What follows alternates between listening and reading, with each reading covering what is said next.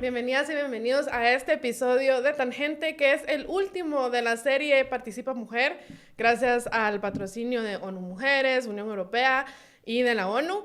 Y en estos episodios, pues han sido 4, este es el cuarto episodio, hemos ido hablando acerca de la participación de las mujeres en política desde distintas perspectivas, ¿no? Al inicio, pues tuvimos a 2 personas que nos ayudaron a comprender qué es la violencia política contra la mujer, y luego tuvimos diputadas también que asistieron a estas conversaciones contándonos sus experiencias, cómo se experimenta la violencia política contra la mujer ya en carne propia, digamos. Luego hablamos un poquito de por dónde va la agenda legislativa y hoy esa es la continuación. Vamos a hablar acerca de cómo se pueden hacer cambios desde legislación, desde políticas públicas o qué otras oportunidades hay para que cada vez la barrera de violencia política contra la mujer vaya bajando y entonces así haya más incidencia de mujeres en la participación política. Y pues para eso, el día de hoy, pues tengo 2 personas que me acompañan. Ella es Sara Mush, bienvenida. Gracias. Matías Chivero, Mario Magre, Richinyosi Juan Afobá. Muchísimas gracias por el espacio. Es un placer poder compartir con ustedes. Mucho gusto. Pues bienvenida, qué gusto tenerte por aquí. Y tenemos a Leslie Tillit, bienvenida también. Gracias, igual, también muy contenta de estar en Tangente, que pues es uno de mis programas favoritos para análisis de coyuntura y todo lo que tenga que ver con política, así que muy contenta de poder hablar con ustedes hoy. Pues qué bueno que esta vez estás de este lado del micrófono y de la cámara y qué alegre tenerte por aquí. Y bueno, ambas pertenecen a organizaciones de sociedad civil que abocan por los derechos de la mujer. Entonces, quizá empecemos por ahí, Sara, si nos puedes contar un poquito, pues, cuál es tu colectiva, qué es lo que hacen y cómo se han involucrado en el tema específicamente de la participación de las mujeres en política. Ya, muchísimas gracias. Bueno, compartirles que desde el espacio de donde me muevo ha sido desde lo local, precisamente con organizaciones de sociedad civil, con organizaciones específicamente de mujeres, ¿verdad? Quienes velan por estos derechos individuales y colectivos, específicamente de mujeres indígenas, porque creemos que la violencia interseccional es muy fuerte. El tema del racismo, el tema de la discriminación, el tema también de la exclusión ha sido bastante marcado, ¿verdad?, desde nuestros territorios, y por lo tanto, pues nosotras creemos que es muy importante también que desde nosotras pues podamos elevar nuestras voces y hacer valer estos derechos, ¿verdad? Específicamente yo participo en algunas colectivas, precisamente la colectiva Ishpop, que está conformada por 4 organizaciones de mujeres, quienes empezamos a trabajar una iniciativa para reconocer los derechos individuales y colectivos de mujeres indígenas a través de una recomendación general, precisamente en el marco de la CEDAW, que es la Convención para la Eliminación de todas las formas de discriminación. Y veíamos que era muy necesario que estos instrumentos internacionales también tengan una mirada desde un enfoque más contextual, ¿verdad? Un enfoque más desde las mujeres indígenas, y pues una de estas formas es poder como ampliarlo a través de estas recomendaciones generales. Y por lo tanto pues empezamos este proceso junto con esta colectiva y finalmente en el año 2022 esto fue aprobado. Ay, qué excelente. Pues felicidades, qué bueno. Y ahora cuéntanos tú, Lins, ¿cómo es tu asociación? O no sé si se llama colectiva también, o es asociación, desde donde participas y cuál es su misión, qué tipo de actividades llevan a cabo. Bueno, yo pertenezco a la Asociación de Mujeres Alas de Mariposas. Nosotras con Alas trabajamos 3 cosas. Uno es la atención a la violencia contra las mujeres, que es, digamos, somos parte de la red de derivación metropolitana. El Ministerio Público refiere a las mujeres o otras compañeras refieren también. Y bueno, pues hacemos esa atención.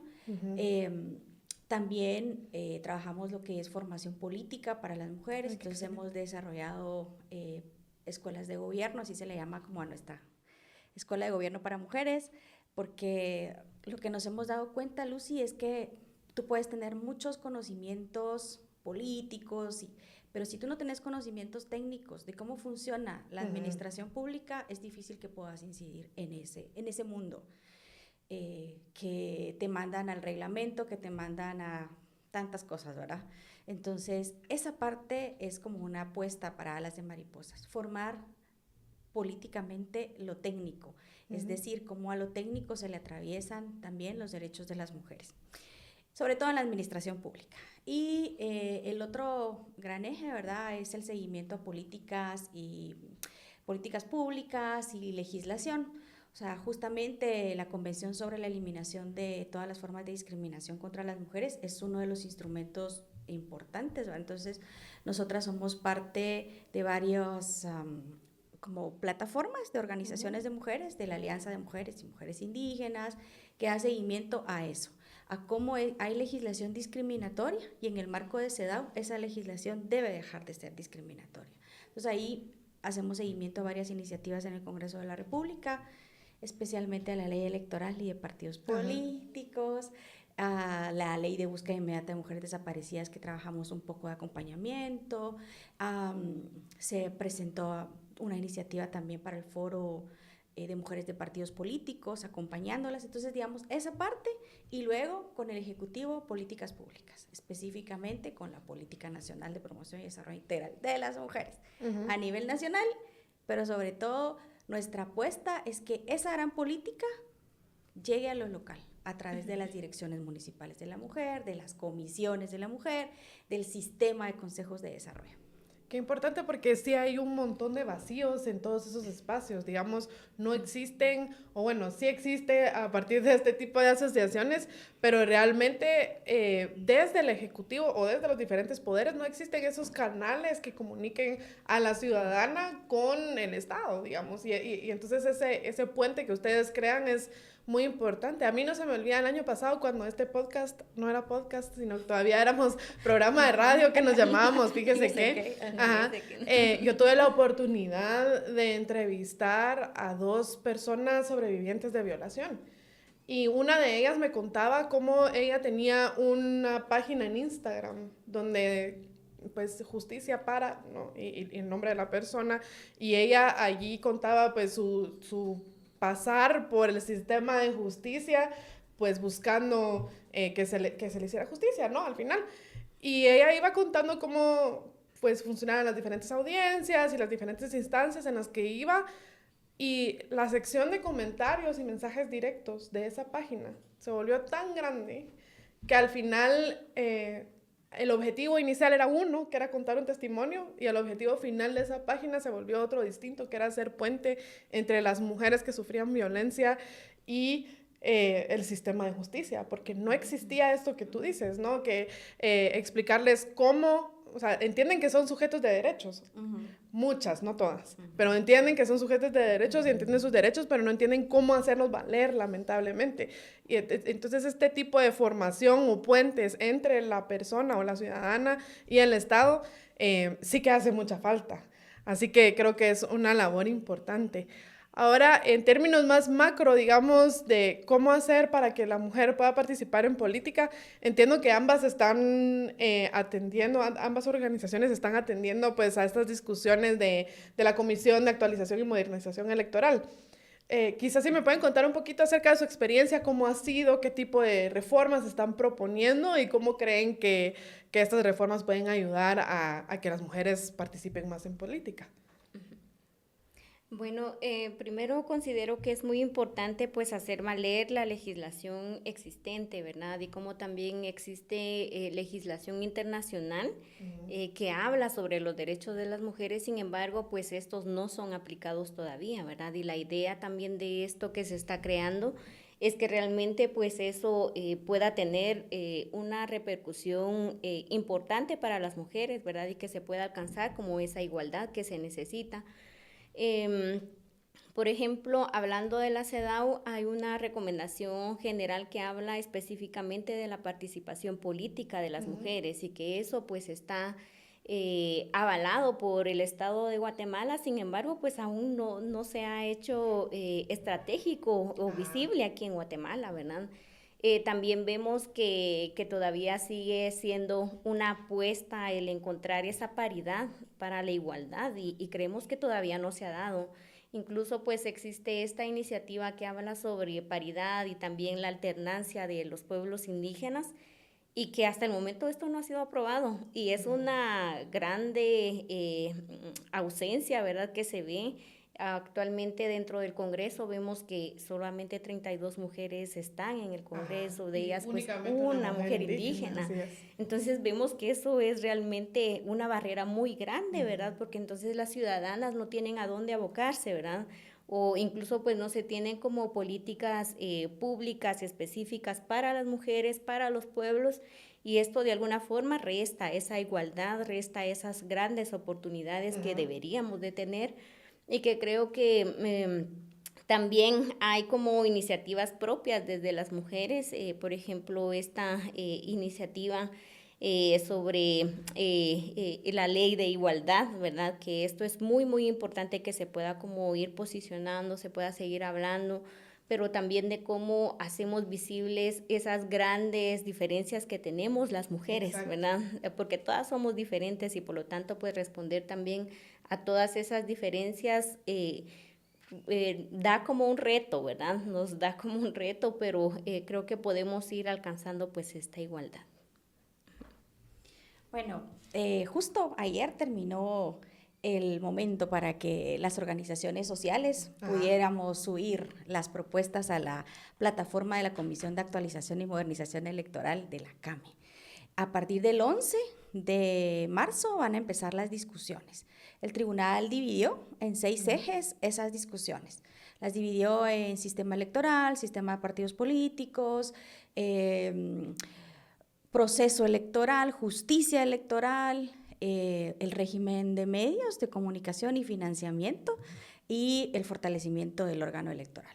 Bueno, varias organizaciones de mujeres nos hemos reunido, más de 10 organizaciones y plataformas, para hacer una propuesta consensuada. Digamos, desde Alas de Mariposas, nosotras nacimos en el 2012 y desde ese año hasta acá hemos venido trabajando el tema de reformas a la ley electoral. Y estuvimos muy de cerca con las varias iniciativas, ¿verdad? La del 2016 que casi se logra, porque en el caso de la paridad, alternancia e inclusión de pueblos indígenas. Entonces, esta vez estamos en esa misma sintonía, ¿verdad? Entonces, las organizaciones que estamos trabajando en esta propuesta, básicamente, digamos, hemos hecho un análisis de toda la ley, y hemos dicho, bueno, entonces sí, pero no es solo la paridad y alternancia, es que los órganos, los comités ejecutivos, los órganos temporales de los partidos sean paritarios, que se tenga la Secretaría de la Mujer como un órgano permanente también o como una instancia del Comité Ejecutivo Nacional, Departamental y Municipal, que se tenga presupuesto específico para la formación política de las mujeres, que la violencia política se incluya como delito electoral, que el tribunal defina lo que es la violencia política, que digamos se incluya dentro del régimen entre las multas lo que son que el partido político tenga esa comunicación sexista o que emita comunicación sexista o estereotipada o utilizando. Entonces, hemos hecho una serie de propuestas a partir del 11, que va a empezar las discusiones. A ver, ¿verdad? Porque siempre implica, Lucy, cuando tú vas a un espacio donde es un espacio, pues, donde tenés que defender tus propuestas, porque además hay intereses, ¿verdad? Hay intereses ahí. Y pues nos va a tocar defender lo que es la paridad, la alternancia y la inclusión de pueblos. Esa es nuestra apuesta.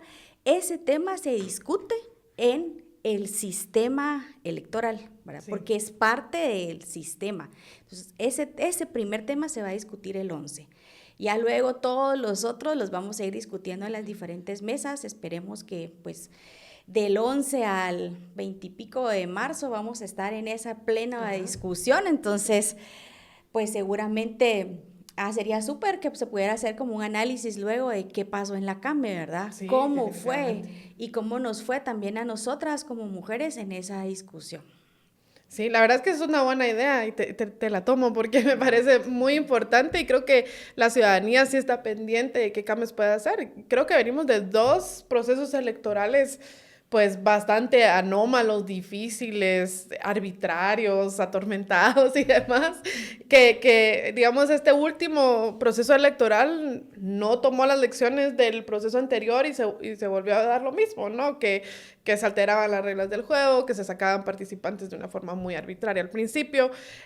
Así que creo que la ciudadanía en sí está pidiendo cambios al proceso electoral porque ya se han dado cuenta que el sistema no está funcionando en sí. Realmente lo que pasó esta vez pues se alinearon los astros, no sé, un chiripazo o algo así, pero no fue por diseño, definitivamente. Así que sí me parece una excelente idea. Y digamos, en las conversaciones que hemos tenido aquí, en esta serie de Participa Mujer, se ha resaltado cómo hay 2 cosas que tienen que caminar y a veces una se queda atrás y otra adelanta más, que son las leyes formales, digamos, o reglamentos, normas y demás. Y aparte está lo que le hemos llamado, pues, algunas personas dicen la cultura política o las tradiciones o el problema estructural, le llamaban mucho al inicio en la primera conversación, ¿no? Porque todas estas formas de desalentar a la mujer de participar en política, hay formales y hay informales, ¿no? Digamos, podría haber en un partido político una política de alternancia, paridad y demás, que si desde lo informal, entre la forma en que convive la gente, la mujer no se siente bienvenida, igual va a ser muy difícil que participe también, o si no se le dan ciertas facilidades. Cosas tan sencillas como el horario a la que se reúnen, por ejemplo, si hay transporte, o sea, un montón de cosas que pueden ir poniendo pequeñas barreras para la participación femenina. Y a veces uno puede estar muy en su burbuja, yo no sé, digamos, al menos yo tengo la fortuna de rodearme de personas pues que sí comprenden el tema de derechos de las mujeres y demás, pero hace poco les voy a contar una experiencia que tuve en Twitter, que también Twitter pues es otro mundo, pero digamos, ahí hace poco anunciaron una comisión presidencial para trabajar la ley de competencia, ¿no? Sí. A mí me llamó muchísimo la atención que lo único que había eran hombres, ¿no? Y más específicamente hombres blancos, ¿no? Sí. Y entonces yo puse un comentario como, bueno, qué alegre que va a avanzar la ley de competencia, pero de verdad no podían encontrar ni una mujer, es que no puede ser que ni una sola, en una comisión de 11 hombres.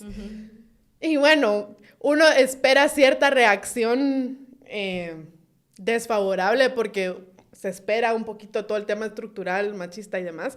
Pero esto fue abrumador, o sea, fue una cantidad de comentarios que yo, la verdad, silencié la conversación, porque era todo el tema de, ¿para qué mujeres? Y luego, ¿cuál era la otra pregunta? Como, no porque esto se hizo para ver, y como que si ellos hubieran estado ahí en el proceso de selección, ¿va? Pero ponían cosas como, eso se hizo para, con las personas que tuvieran las mejores competencias para el tema y que estuvieran mejor capacitados.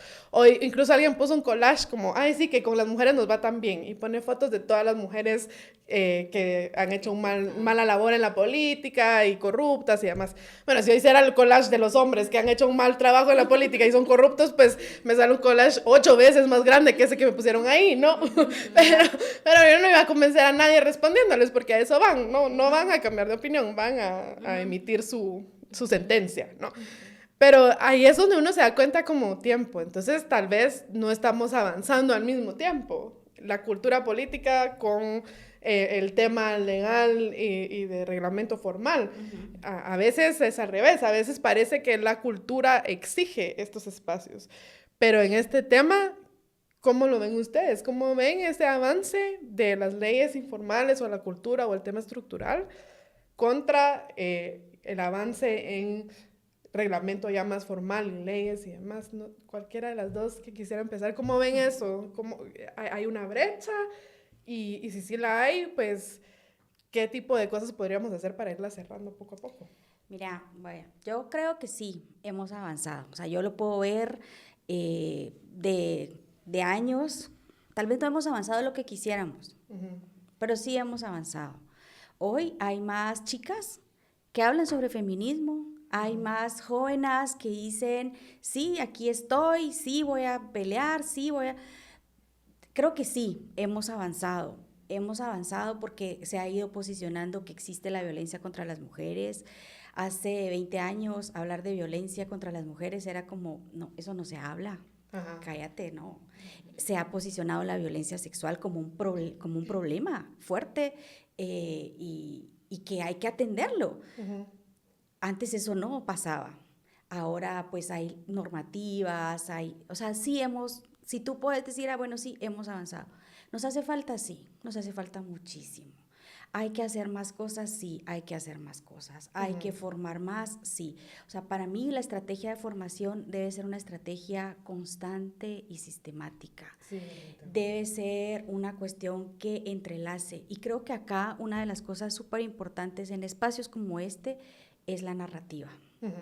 Porque hay que construir narrativa para que esos actores políticos que impulsan cambios no se sientan tan en desventaja. Exacto. Porque es como así que tuvieran es. temor, digamos. Exacto, porque entonces, claro, tú sos una persona política y te la pensás porque los costos que va a tener impulsar o no impulsar. Yo me recuerdo cuando, por ejemplo, la diputada Andrea Villagrán estaba impulsando la ley de salud menstrual, y fue fuertísimo, o sea, la empezaron a atacar fuerte. Y entonces también ahí, cómo nosotras como mujeres podemos articular redes también para no combatir la narrativa, sino para posicionar narrativa. Ajá. Porque aquí no podemos estar, y con ese ejemplo, ¿verdad? O sea, se trata de... yo también critico mucho porque, por ejemplo, cuando veo los programas de las elecciones y todo lo demás, pareciera que solo hombres analistas políticos existen en este país, ¿verdad? Y yo digo, ¿y dónde están las mujeres? Porque no y hay muchas. ¡Claro! Mira, tú vas a cualquier escuela de ciencias políticas, la mayoría son mujeres, las mejores notas las tienen las mujeres. Y son, pero como ese espacio público, digamos, no es para las mujeres, entonces no se las ve. Y ahí es donde nosotras, digamos, hablamos de que si bien están los techos de cristal, los techos de cemento, también los que una misma se pone y dice, ay, no, yo no puedo, no lo voy a poder hacer. Los techos de la cultura que son tan fuertes, ¿verdad? ¿Y por qué? Pues no hemos sido socializadas para el espacio público. Entonces yo creo que sí hemos avanzado, tenemos que seguir. Y para mí uno de los retos es cómo posicionamos nosotras narrativa. Una narrativa que va en función de la igualdad sustantiva, una narrativa que va en función es una cuestión de derechos. Sí. Es una cuestión de derechos y es una cuestión de democracia. Porque si este país es democrático y la democracia es representativa, ¿dónde estamos las mujeres tomando decisiones? Entonces yo creo que hacia eso tenemos que avanzar y por supuesto el tema de compartir experiencias, de hablar de las cosas, de posicionar, y creo que tenemos que seguir. Sí, definitivamente yo coincido bastante, ¿verdad?, de cómo se ha venido avanzando en esto de los derechos, ¿verdad?, de las mujeres. Sin embargo, pues es importante también como recordar el contexto de Guatemala, que es un contexto patriarcal, es un sistema machista, es un sistema también en donde vemos que a las mujeres siempre se les ha privado pues este espacio político, se les ha visto siempre en el ámbito privado, ¿verdad? Incluso a las mujeres indígenas, si nos ven en estos espacios, es como, ¿qué está pasando, verdad? Si ellas deberían de estar en la cocina, por ejemplo, ¿verdad? Entonces sí, son como muchas barreras, ¿verdad?, las que existen, pero creo que esto refiere mucho a este sistema político también en el cual nos desenvolvemos, un sistema excluyente. Por ejemplo, recuerdo mucho una anécdota que comentaba la diputada Jerónimo, ¿verdad?, que estuvo el año hace 4, Vicenta, y ella comentaba que para que la pudieran escuchar tenía que soplar un gorgorito, o sea, hasta en qué nivel hemos llegado, ¿verdad? O sea, para que se nos escuche a las mujeres y para que se nos escuche a las mujeres indígenas es mucho más fuerte, ¿verdad? Sin embargo, creo que se ha ganado muchos espacios, principalmente desde el tema del voto, que creo que eso fue como algo muy importante que ganamos las mujeres, porque a partir de ahí también podemos como elegir, ¿verdad? Ser electas, creo que todavía hay una gran brecha para eso, sin embargo, pues ya el poder elegir creo que pues sienta muchos precedentes Igual el tema del feminismo, lo que comentaba, pues ya hay muchas mujeres aprendiendo sobre estas corrientes. Incluso desde los pueblos también hablamos sobre los feminismos decoloniales, ¿verdad? De cómo también estamos apostando hacia otras formas diferentes de ver esa igualdad, ¿verdad? Que no se centra únicamente en la persona, sino más bien en todo lo que nos rodea, ¿verdad? Y creo que eso pues es bastante importante el poderlo como rescatar acá, ¿verdad? Que también hay posicionamientos diferentes, posicionamientos que pueden como hablar sobre esta igualdad. Igual me parece muy importante el que podamos como seguir articulándonos como mujeres, ¿verdad? Creo que cuando podemos nosotras articularnos, crear red, podemos ir posicionando también nuestras demandas, ¿verdad? Actualmente creo que existen muchas iniciativas que hablan sobre esa importancia de la igualdad. Sin embargo, pues realmente esto no se ha logrado, ¿verdad? No se ha logrado. Sin embargo, pues estas iniciativas existen y mientras más las empujemos más, pues podamos como alcanzar esto. También me parece muy importante que podamos hablar sobre el gasto público, qué tanto se invierte también en las mujeres, qué tanto se invierte en los derechos. Y por ejemplo, sobre derechos sexuales y reproductivos, hasta el año pasado hubo un análisis, ¿verdad? Y que apenas el 0.02 fue lo que se invirtió, digamos, en derechos sexuales y reproductivos de las mujeres, siendo esto pues una demanda actual de todas, ¿verdad? Y creo que no existe tampoco una ley que nos hable directamente de esto. Entonces creo que hay muchas cosas de las cuales podemos como ir hablando. Se ha ganado mucho, pero también tenemos como otros retos actuales. Sí, definitivamente. Y yo quiero rescatar un poquito lo de la narrativa, porque creo que eso sí es clave. Digamos, a veces esa hostilidad que uno encuentra en temas de derechos de la mujer es resultado de que se tiene una idea equivocada de que la forma en que la mujer va a hacer valer esos derechos va a ser negándole los derechos al hombre, digamos. Es ese típico, como Nelson Mandela lo decía en el tiempo del apartheid, ¿verdad? Que las personas blancas en África creían que la forma en que los pueblos originarios ahí iban a hacer valer sus derechos era devolviéndoles el trato, ¿no? Dándoles una cucharada de su misma medicina, siendo tan crueles como los blancos habían sido con ellos, por ejemplo. Y muchas veces los hombres piensan eso también. Es como, no tiempo, les das un espacio a las feministas y entonces según ellos les vamos a ir a negar los derechos a los hombres o a tratar a los hombres mal como los hombres tratan a algunas mujeres también, ¿no? Como ellos ejercen esas violencias también. Cuando esa no es, o sea, ese no es para nada. Yo creo que uno puede hablar con la feminista más radical que hay, porque por cierto que hay muchos tipos de feminismo, ¿no? Que yo creo que ninguno, ni el más radical va a venir y va a decir la forma en que vamos a hacer valer nuestros derechos es quitándole los derechos a los hombres. O sea, definitivamente no. El hecho de pedir que haya más mujeres representadas en una comisión o en un congreso o en una municipalidad o en el ejecutivo no quiere decir que se le va a prohibir y negar a los hombres esos espacios también, digamos, sino simplemente es permitir que la mujer haga valer su derecho, como bien decía usted, ¿no? Que hay estos derechos que sí están por escrito y que el derecho a elegir ya está ahí listo, pero lamentablemente el derecho a ser electo todavía, o sea, aunque en papel exista, todavía falta una brecha enorme cuando uno ve las diferencias. Y entonces no es que uno esté diciendo nada más hombres, todos los hombres para afuera, ¿no? Sino que simplemente es permitir que en esos espacios se involucre también a las mujeres, no por obligación ni por la fuerza, pues, sino simplemente estoy segurísima que si se busca mujeres competentes para eso, se encuentra en abundancia, digamos. Este tema que yo les ponía de ejemplo de la ley de competencia, pues no voy a creer yo que no haya mujeres emprendedoras, empresarias, que han encontrado barreras al comercio por culpa de la falta de competencia, que tengan un interés en esos temas. Estoy segurísima y que hay diputadas que lo representen. En especial cuando en el Congreso, pues una de las funciones del Congreso es la representatividad.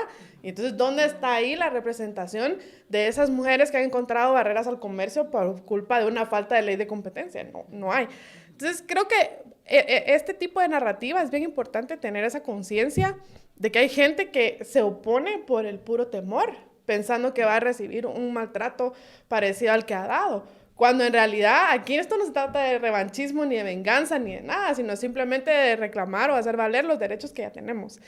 Y luego la otra cosa también, y esto se lo pregunté a Sonia Gutiérrez cuando vino a conversar con nosotros en el episodio 3, y es un dilema que yo tengo mentalmente, la verdad no lo he resuelto, porque tiene que ver con ese collage que me pusieron, que dicen, sí, pero si permitimos que entren mujeres, van a entrar mujeres malas. Y por supuesto, entran hombres malos todo el tiempo y no dice nada, nadie.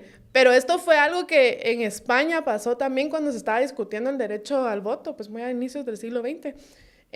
Hubo una mujer que estuvo a punto de votar en contra del derecho de la mujer al voto por temor a que las mujeres que fueran a votar por el partido que ella creía que no era conveniente, por ejemplo. Entonces aquí abrimos la puerta a que voten mal.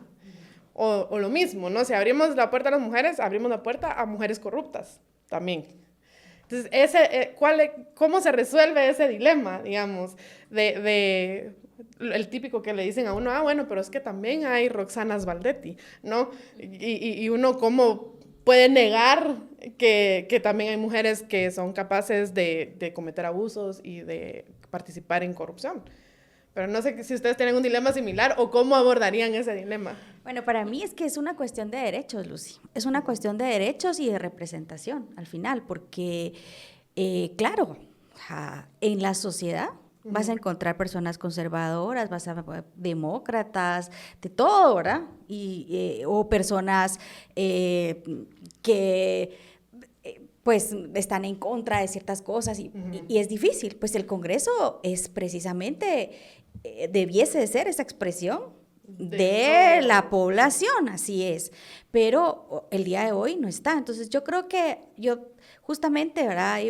La harán tanto, porque créeme que hacer incidencia cuesta un montón, porque a veces te vas horas al Congreso, tienes que estar ahí, el parqueo, mira, es horrible, ¿verdad? Que ya lo van a cerrar, salís corriendo, no sé qué, regresás, y ya luego, la harán tanto pelear, tanto quebrarme aquí todo, y para que cuando lleguemos al Congreso, o para que cuando las mujeres lleguen al Congreso ni siquiera nos quieran recibir. Eso créeme que alarán, o sea, porque digamos, cuando estuvo la presidenta del Congreso, 2 años que estuvo presidenta, nosotras, la diputada Shirley, la buscamos y no sé qué, y nada, ¿verdad? Nunca. Yo decía, tanto pelear por la participación política para que después a uno le cierren la puerta en la cara, ¿va? Es difícil, pero al final yo lo he resuelto con que al fin esto es una cuestión de derechos. Y hoy, los derechos cívicos y políticos son derechos de primera generación. Exacto. Y en Guatemala las mujeres no tenemos acceso, y más las mujeres indígenas, a ejercer esos derechos de primera generación. ¿Cuántas mujeres hoy no tienen DPI? Exacto. ¿Cuántas no tienen acceso a ejercer su ciudadanía? Porque no tienen un documento que las identifique. ¿Por qué? Porque las instituciones no están acordes, porque están muy lejos, porque cierran a las 2 de la tarde y ya se acabó todo, porque no hablan su idioma, porque ponen a personas de otros departamentos que hablan otro idioma y no el idioma de la región, no sé, tantas cosas, esos techos institucionales. Pero aquí el asunto es que al final es una cuestión de derechos. Y creo que sobre eso debemos de mantener nuestra lucha. Cuando estábamos en el 2015, en los diferentes espacios de reforma electoral que se abrieron, que yo comparto con que si no hubiésemos tenido ese 2015, no tuviéramos el 2023. Totalmente. Entonces, estábamos luchando. Me recuerdo que un diputado está y dice, miren, lo que sucede es que estas viejas lo que quieren es que entren 50 de ellas y 50 de nosotros que se vayan. O sea, cuando estábamos discutiendo de la paridad. La mitad, ahorita eran 158 en ese momento, ¿verdad? Ahorita somos 158, entonces la mitad van a ser hombres y la mitad van a ser mujeres.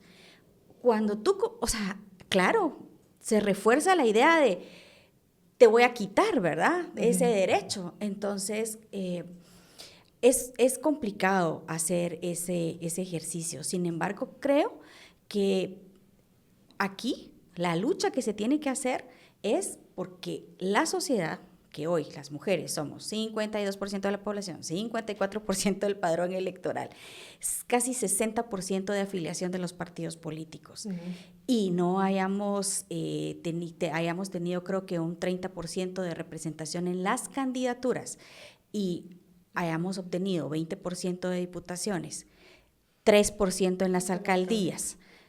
Y bueno, pues al final es una cuestión. Ahora, la calidad de la representación, eso ya es otro nivel. Y eso sí tiene una gran responsabilidad los partidos políticos, en la calidad de la representación. Porque es bien perverso decir, sí, pero las mujeres esto, las mujeres lo otro. Claro, pero la calidad de esa representación, de esa postulación, ¿quién la puso? Exacto. El partido político. Entonces, los criterios de postulación de los partidos políticos son los que entonces deben de ser más, pues, detallistas, ¿verdad? En qué gente van a postular, porque entonces, pues, ¿de qué se trata, verdad? Sí, bueno, yo considero igualmente que es un derecho, ¿verdad? Que las mujeres deberíamos de tener igual paridad para poder participar en estos espacios de toma de decisión. Sin embargo, pues también es muy importante, ¿verdad? Considerar que las mujeres que estén en estos espacios realmente sean conscientes también de las realidades, ¿verdad? De las mujeres, porque mientras ellas no tengan esa conciencia, no sepan sobre las necesidades, sobre los derechos ausentes que viven las mujeres, pues realmente estamos poniendo a mujeres que no conocen, ¿verdad?, sobre el contexto y por lo tanto no van a estar defendiendo, ¿verdad? También considero que es muy importante ir cambiando también esas narrativas que tenemos, ¿verdad?, de que las mujeres no sirven para eso, que las mujeres seguramente no van a proponer iniciativas de leyes acorde al contexto de Guatemala, ¿verdad? Y creo que eso pues también refiere como a esas narrativas, a esos prejuicios que se pueden tener, que se pueden mover, digamos, en Guatemala. Pero también creo que es muy importante el poder como saber a quiénes también proponemos nosotras desde sociedad civil, por ejemplo, ahorita que se ha aperturado un poco más como esa participación de estas organizaciones para que puedan como ir proponiendo candidaturas, por ejemplo, a gobernación, ¿verdad? Que nosotras desde las organizaciones podemos ir como haciendo un checklist, por ejemplo, de quiénes pueden participar, quiénes sí, quiénes no. Eso creo que también nos da como un espacio, ¿verdad?, para que podamos como postular a mujeres que realmente pues estén como acordes, digamos, que conozcan, digamos, el contexto de las mujeres. También es muy importante que podamos como fortalecer el tema de la participación política, porque creo que tampoco existe formación para nosotras, ¿verdad? Que realmente, digamos, podamos obtener herramientas para hacer incidencia. Creo que eso ha quedado muy ausente. Sin embargo, pues algunas organizaciones de sociedad civil, organizaciones de mujeres intentan, digamos, facilitar estas herramientas, pero creo que es también desde el Estado, desde el gobierno, que puedan como facilitar esto, ¿verdad?, para que las mujeres tengamos herramientas y hacer una incidencia plena. Como decía la compañera, a veces pues para hacer incidencia se dejan por otros lados, digamos, se deja por un lado como esos derechos individuales, ¿verdad? Por ejemplo, el estar pagando un parqueo, cosa que no debería de ser así, ¿verdad? Sin embargo, pues las mujeres quienes pretenden realizar estos cambios dejan, digamos, intentan hacerlo desde sus propios medios, ¿verdad? Sí, algo que no debería de ser así.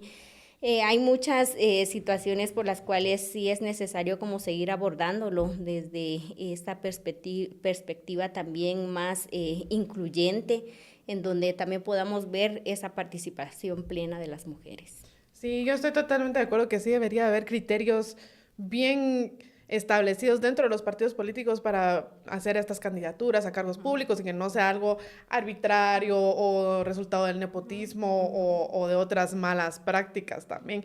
En parte yo alguna de las maneras que más o menos voy lidiando con este dilema es, hace un tiempo tuvimos una conversación con nuestra amiga Pía Flores, a quien de paso les deseo la mejor de las recuperaciones y que estés muy bien, Pía, pero hace poco hablamos y ella decía, se vuelve cuestión de género, cuando no harías lo mismo si fuera un hombre, por ejemplo? O sea, si te dicen, pero ¿y qué pasa si hay en temas de acoso? Estábamos hablando más como alrededor de eso, ¿no? O sea, ¿qué pasa si una mujer se incomoda cuando alguien le dice, qué sé yo, algún piropo o le insiste para salir o algo así? Entonces, ¿cómo sabes si esto es algo de género o no? Entonces, si le das la vuelta y no lo harías con un hombre, entonces lo estás haciendo específicamente porque es una mujer, ¿no? Y entonces es lo mismo con el tema de la participación política. Digamos, si no dirías, si dejamos votar a los hombres, entonces se nos van a colar hombres corruptos, o no queremos hombres en la política porque también están los Serrano Elías, así como dicen, también están las Roxanas Valdetti, ¿va? Entonces, si no decís, que no haya más hombres en la política porque también están los Serrano Elías, y si eso no se escucha, quiere decir que el otro prejuicio es por género. Así es. Porque no estás diciendo no queremos que haya hombres en la política porque hay hombres corruptos. Pero bien que dicen, ¿para qué quieren más mujeres en la política si hay mujeres que lo hacen de forma corrupta, ¿no? Entonces, si le das la vuelta y no sucede el mismo prejuicio, pues quiere decir que por ahí algo de género tiene que haber. Y eso me ha ayudado a mí un poquito como a lidiar con ese dilema. Aunque siempre pues surgen nuevas las demás preguntas y todavía no han logrado hacer paz con eso, pero creo que es parte del riesgo que se corre, ¿no? Así, y el riesgo todo el mundo está dispuesto a correrlo cuando son los hombres, pero ¿por qué no están dispuestos a correrlo cuando es la mujer también? Así es. Claro, y yo creo que sí refiere como a todo este sistema machista, ¿verdad? En el cual nos desenvolvemos, o sea, sin duda alguna, por cualquier situación que cometa una mujer es como muy fuerte, ¿verdad? O sea, ese ataque es bastante fuerte. Y ahorita también que están las redes sociales, o sea, también es como, es utilizado para eso, ¿verdad? Sin embargo, pues también creo que cuando las mujeres conquistan estos espacios, pues también el ataque es mayor, o sea, es mucho, mucho mayor. También creo que vemos que la juventud en algún momento pues también reniega de estos espacios precisamente porque ven ahí un ejemplo de ataque, ¿verdad? Entonces creo que esto también resta esa participación plena que deberíamos de tener las mujeres. Sí, porque definitivamente esos ataques de violencia política contra la mujer que participa en política específicamente, sí son excelentes disuasores. Claro. O sea, al final, quizá hay por ahí alguna mujer que tiene algún sueño de participación política o tiene ideas para hacer reformas, cambios, etcétera, que luego no se anima al ver cómo tratan a otras mujeres dentro de esos espacios. Y dice, yo ahí no me meto, ¿no? Claro, porque es desgastante. Además, el asunto es que a ver, no nos podemos abstraer de que hay todo un sistema, ¿verdad? Un sistema que considera a la mujer, uno, como en una relación de subordinación, o sea, de subordinación. O sea, las mujeres estamos en un menor espacio, una menor jerarquía. Y aparte de eso, entonces, ¿qué pasa? Se consiente o se justifica la violencia. Se justifica el abuso sexual, las violaciones sexuales. Se justifica claro, que las mujeres deban de estar en la casa porque si no la sociedad se va a descomponer o porque no sé quién o porque no sé cuánto. Entonces las mujeres tienen que estar en sus casas. Se justifica, o sea, hay una justificación para mantener esa subordinación de las mujeres. Hay, digamos, ¿verdad? Nosotras en Alas hicimos como una recolecta de todos estos memes que salieron en la campaña pasada, como una cuestión de violencia política. Y había uno que me impactó mucho, porque estaba Sandra Torres y Guatemala la estaba pateando. Y ella mal, ¿verdad? Entonces yo decía, y todo el mundo riéndose y justificando. O sea, tú estás justificando, en principio, la violencia física, ¿verdad? Porque Guatemala la estaba pateando. O sea, el mapita, ¿verdad? La estaba pateando. Entonces, y ella se miraba mal, demacrada, y yo digo, o sea, ¿cómo reproducimos esas prácticas sin darnos cuenta? Igual, o sea, sí hubieron varios memes, yo decía, ¿en qué momento a los hombres, por ejemplo, se les hace una cuestión de estas? No, creo que me parece muy interesante ese análisis de ponerlo a la inversa, ¿verdad? Porque justamente así tú puedes, sí, aquí hay una cuestión de género que hay que abordar. Entonces, no podemos abstraernos de que vivimos en una sociedad patriarcal que justifica esa subordinación en la que las mujeres nos tenemos que estar. Yo creo que aquí, bueno, no sé, ¿verdad? Pero, por ejemplo, ¿por qué te vas a ir tanto tiempo? ¿Qué vas a hacer con tus hijos, con tus hijas? ¿Y qué estás haciendo con tus...? A los hombres jamás les preguntan, mira, ¿y qué estás haciendo con tus hijos y tus hijas? Entonces ahí sale otra cosa, ¿verdad? Que tiene que ver con el trabajo de cuidados.